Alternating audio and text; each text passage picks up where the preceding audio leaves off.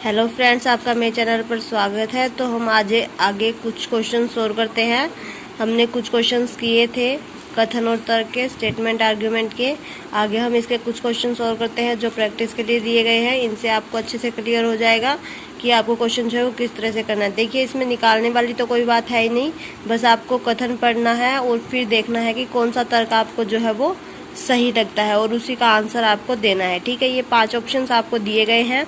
हर एक क्वेश्चन में आपको यही 5 आंसर्स दिए होंगे कि यदि केवल तर्क एक ठोस प्रबल हो या फिर 2 ठोस प्रबल हो या फिर तर्क एक हो या ठोस 2। यानी कि अगर कोई भी विपरीत कंडीशन आ जाती है कि नहीं भी, मान लीजिए कोई कथन दिया गया है और जो तर्क दिए गए हैं वो दोनों एक दूसरे के कथन दिया है और जो तर्क दिए हैं वो दोनों एक दूसरे के विपरीत दिए गए हैं, तो हम इसी को अपना सकते हैं कि यदि या तो तर्क एक या 2 प्रबल हो। अगर तर्क एक है और न ही तर्क 2 प्रबल हो, ये भी ऑप्शन आपको दिया गया है। और यदि तर्क 1 और 2 दोनों प्रबल हो, ये भी ऑप्शन आपको दिया गया है। तो ये 5 ऑप्शन आपको हर एक क्वेश्चन में दिए गए। तो देखिए, कथन क्या दिया गया है हम उसके हिसाब से बताएंगे। फर्स्ट क्वेश्चन का कथन हमें दिया गया है कि क्या भारत को हिंदू राष्ट्र घोषित कर दिया जाना चाहिए। देखिए, इसने कहा कि क्या भारत को हिंदू राष्ट्र घोषित कर देना चाहिए। अब आप देखिए, जो हमारा संविधान है उसमें क्या कहा गया है, भारत को एक धर्मनिरपेक्ष राज्य, धर्मनिरपेक्ष राष्ट्र घोषित किया गया है हमारे संविधान में। और भारत में एक हिंदू बाहुल्य राष्ट्र है। देखिए, मुझे इसके दोनों ही कथन ठीक लगते हैं। जो फर्स्ट तर्क इसने दिया है कि भारत एक हिंदू बाहुल्य राष्ट्र है, हाँ ये ठीक है, क्योंकि भारत में जो हिंदुओं की संख्या है वो अधिक है। तो भारत क्या हो गया, एक हिंदू बाहुल्य राष्ट्र हो गया।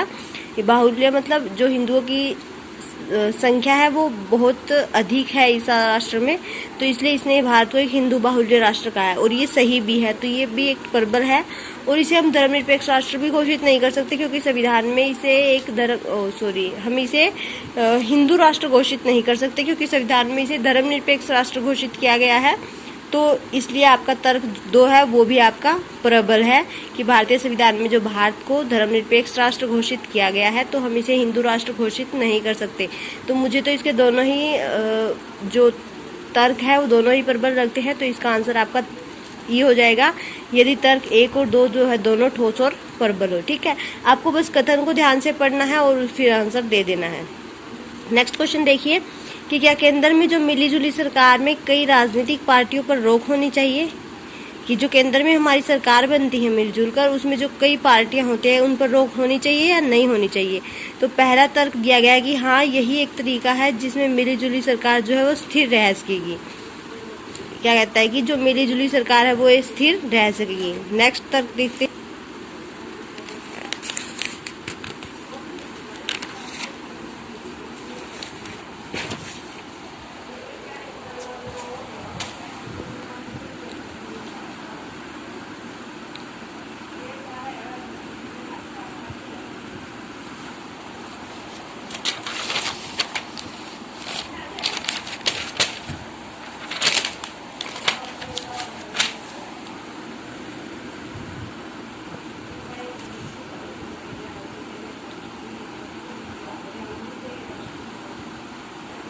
देखिए, इसके दोनों ही तर्क जो है वो प्रबल लगते हैं, क्योंकि देखिए जो भारत जो पाकिस्तान को कश्मीर है उसे वापस छीनकर भारत में मिला जाना चाहिए।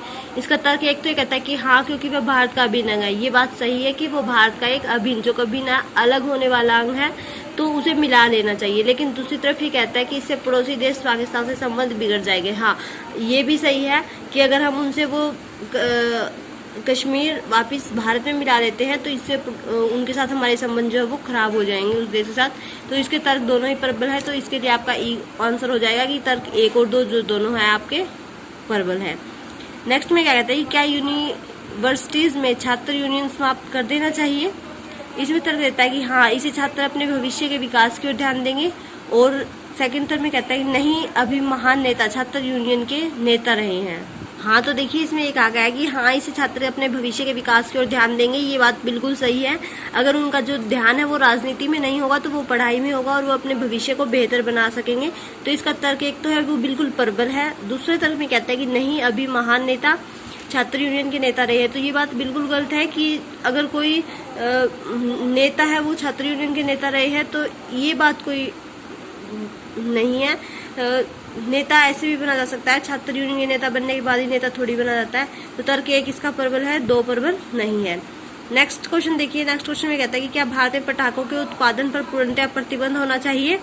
तर्क 1 में तो कहता है कि नहीं, यह हजारों श्रमिकों को बेरोजगार कर देगा। और दूसरे में कहता है कि हाँ, पटाखा निर्माता बड़े पैमाने पर बाल श्रमिकों का इस्तेमाल करते हैं। तो ये देखिए, इसमें हमें तर्क 1 तो ये दिया गया कि नहीं, यह हजारों श्रमिकों को बेरोजगार कर देगा। ये तर्क एकदम ठीक है कि अगर पटाखा कंपनियों पर प्रतिबंध लगा दिया जाएगा तो वो हजारों लोगों का रोजगार जो है वो छीन लेगा। ये बात तर्क एकदम प्रबल है। दूसरे में कहता है कि हाँ, पटाखा निर्माता जो है वो बड़े पैमाने पर बाल श्रमिकों का इस्तेमाल करते हैं। लेकिन ये बात नहीं है, बाल श्रमिकों के उत्थान के लिए हम और भी योजनाएं अपना सकते हैं। जरूरी नहीं है कि जो पटाखा कंपनियां ही अपनाई जाए। तो ये तर्क आपका प्रबल नहीं है, तो इसके लिए तर्क आपका 1 ठीक है। ठीक है, तो इस तरह से आपको जो है सारे के सारे क्वेश्चन करने हैं। बस आपको कथन अच्छे से पढ़ना है, उसके बाद जो है वो जवाब देना है। 5 ऑप्शंस आपको दिए होंगे। जो सी वाला ऑप्शन होता है वो मैंने आपको बता दिया। वो अगर आपको दोनों तर्क जो है वो एक दूसरे के विपरीत दिए हो तो आपको वो चुनना है। नहीं तो आपको ये दिया कि 1 प्रबल है, 2 प्रबल है, 1 और 2 दोनों प्रबल नहीं है, या फिर दोनों प्रबल है। 4 ऑप्शन आपके ये हैं, वो तो आप आंसर दे ही सकते हैं। तो आपको कथन को अच्छे से पढ़ना है पहले, उसके बाद ही तर्क का जो है वो आंसर देना है। वीडियो अच्छी लगे तो इसे लाइक और शेयर जरूर कर दीजिएगा। और अगर आप मेरे चैनल पर नए हैं तो सब्सक्राइब करके बेल आइकन जरूर प्रेस कर लें, ताकि आपको आने वाले वीडियो के नोटिफिकेशंस मिलते रहें। Thanks for watching.